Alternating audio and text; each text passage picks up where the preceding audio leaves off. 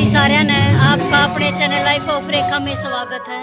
हम कथा सुनता ही आगे हैं, पहुंच गए हैं हम भाई, सब आ लिए हैं और भगत गणान लग रहे हैं। अब कथा शुरू हो जाएगी।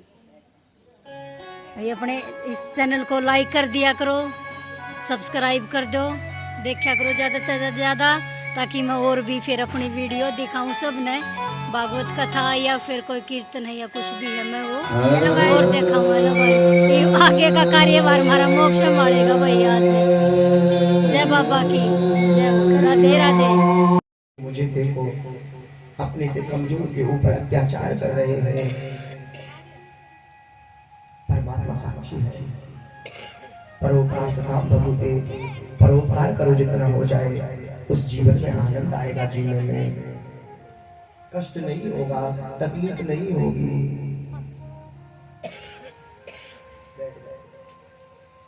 कोई तकलीफ नहीं होगी आपको, कोई कष्ट नहीं होगा।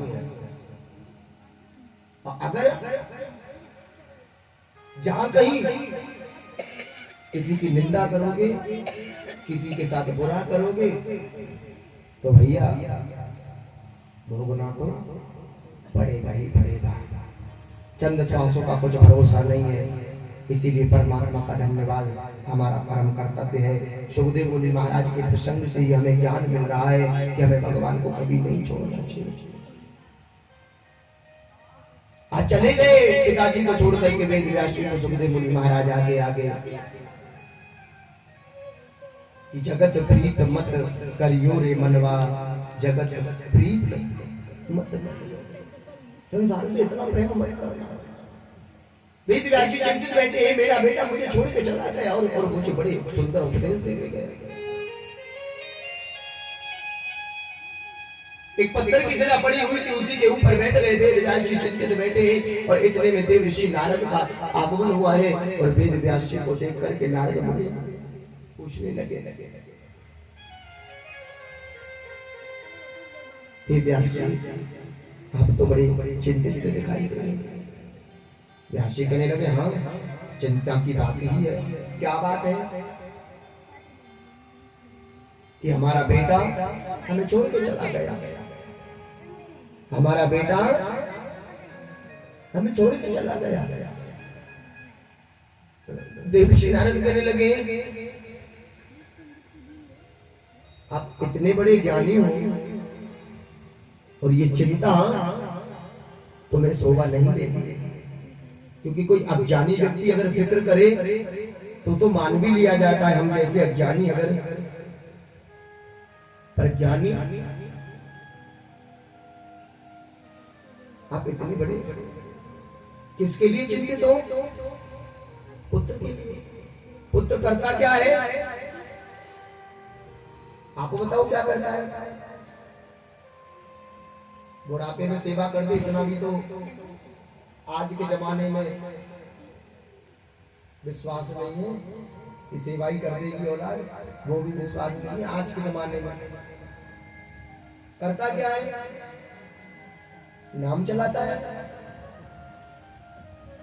नाम भी हमारे चरित्र चला देते हैं, नाम हमारे विचार चला देते हैं, नाम हमारे संस्कार चला सकते हैं। मीरा सबरी अहिल्यागढ़ का इनकी कोई औलाद थोड़ी ना थी, उनका नाम नहीं चल रहा है।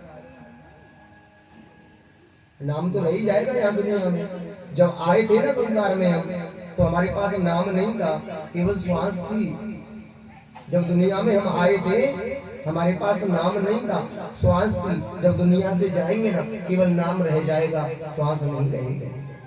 नाम तो रह जाएगा। औलाद केवल एक वंश चला देती है कि भैया किसका है? फलाने का है। और कोई दूसरा स्वार्थ, कोई दूसरा फायदा शायद आज के युग में मत देखने। ऐसा कर्तव्य करना कि औलाद की सेवा की हमें जरूरत ही ना पड़े। और अगर तुम फिर भी चाहते हो तुम्हारा पुत्र तुम्हें वापस मिल जाए, तो हे व्यास जी, आगे कलयुग आ रहा है। कलयुग में लोग बड़े पापाचार अधर्म करेंगे। मेरे श्याम का बड़ा बोल वाला है। आप कोई ऐसी कथा लिखो जिसमें थोड़ा थोड़ा सार सभी देवी देवताओं का आ जाए।